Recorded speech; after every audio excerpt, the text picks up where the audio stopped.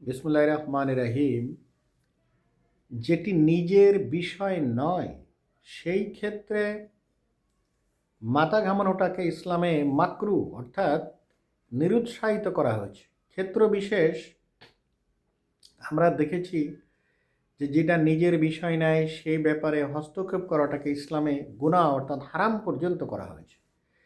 কিন্তু বিষয়টা যখন নিজের ঘাড়ের পরে পড়ে তখন এই বিষয়টাই আমরা একটু আইডিয়া শেয়ার না করে পারি না। কারণ হলো প্রাইমারির ইতিহাস দেখলে আমরা দেখি প্রাইমারি শিক্ষা এইসব এলাকায় শুরু হয়েছিল বৈদিক যুগ থেকে, অর্থাৎ 3000 বছর পূর্ব থেকে এই এলাকায় মক্তব্য কেন্দ্রিক এবং গির্জা কেন্দ্রিক এবং বিভিন্ন ধর্মীয় প্রতিষ্ঠান কেন্দ্রিক এইখানে প্রাইমারি এডুকেশনটা শুরু হয়েছিল আনুমানিক 3000 বছর পূর্ব থেকে। আর ব্রিটিশরা এখানে প্রাইমারি এডুকেশন স্টার্টিং করেছিলেন 1854 সালে।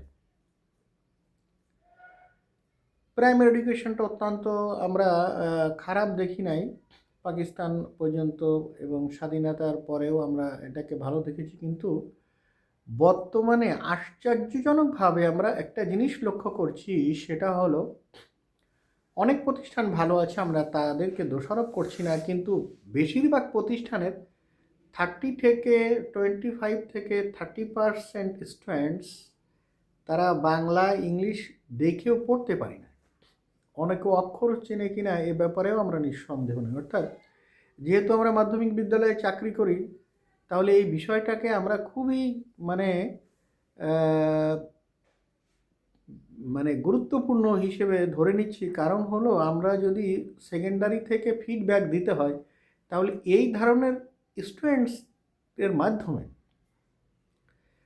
কখনোই ভালো রেজাল্ট করানো সম্ভব নয়। সেই ক্ষেত্রে আমরা মনে করি যে প্রাইমারিটাকে আরও আমাদের সাথে প্রাইমারি একটা যোগসূত্র থাকলে আমরা দেখা যাচ্ছে আইডিয়া শেয়ার করতে পারি।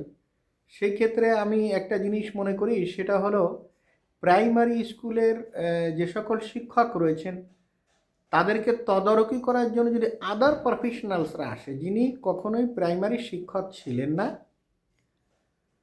তাছাড়া হঠাৎ করে হেডমাস্টার নিয়োগ দেয়া, আপনারা যে যাই মনে করুন না কেন, দেখা যাচ্ছে যে বাস্তব অভিজ্ঞতা কখনো মেধা দিয়ে হয় না। আইনস্টাইনকে ইসরায়েলের প্রেসিডেন্ট হতে অফার দেওয়া হয়েছিল, বলেছিল আমার ওই ব্যাপারে কোনো দক্ষতা নাই।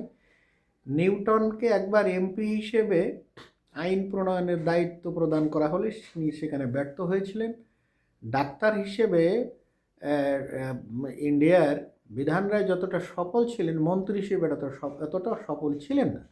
অর্থাৎ বাস্তব অভিজ্ঞতার আলোকে আমি মনে করি যারা প্রাইমারির স্কুলে চাকরি করেন তাদের পক্ষ থেকে পরীক্ষার মাধ্যমে উত্তীর্ণ ব্যক্তিদেরকে যদি প্রাইমারি শিক্ষা তদারকি করার সুযোগ প্রদান করা হয়, তাহলে তারা বুঝতে পারবে যে কোন শিক্ষক কিভাবে ফাঁকি দেন, কোথায় সমস্যা, কিভাবে এর সমাধান করা যায়। হঠাৎ একটা লোক বিশাল পরীক্ষা দিয়ে ইউনিভার্সিটি পাশ করে এসে এটা বিশাল কিছু হলো, কিন্তু এইখানে যে বেসিক প্রবলেমটা তার পক্ষে ধরা কখনোই সম্ভব না।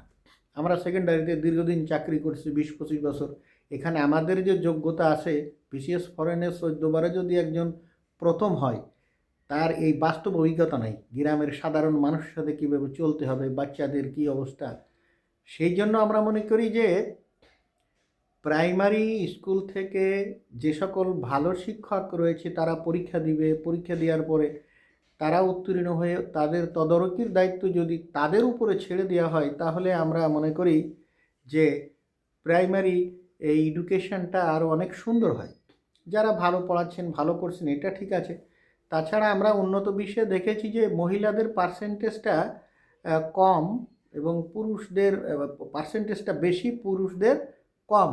সেই ক্ষেত্রে বাংলাদেশে একেবারেই কম পুরুষের উপস্থিতি প্রাইমারিতে, সেটাকে আমরা কোটামুক্ত করে পুরুষের একটা কাঙ্ক্ষিত উপস্থিতি যদি আমরা এখানে নিশ্চিত করতে পারি, হয়তো ভালো ফিডব্যাক পেতে পারি। সেই জন্য প্রাইমারি স্কুলের শিক্ষার এই ক্রম অবনতি ঠেকাতে গেলে একটা পদক্ষেপ নিতে হবে সরকারকে। সেটা হতে পারে যে তাদের মধ্য থেকে পদোন্নতির মাধ্যমে তারাই যদি তাদের দেখভালের দায়িত্ব গ্রহণ করে তাহলে অ্যাবসলিউট প্রবলেম ফাইন্ড আউট করে সেইটাকে বেসিক্যালি সলভিং করতে পারবে।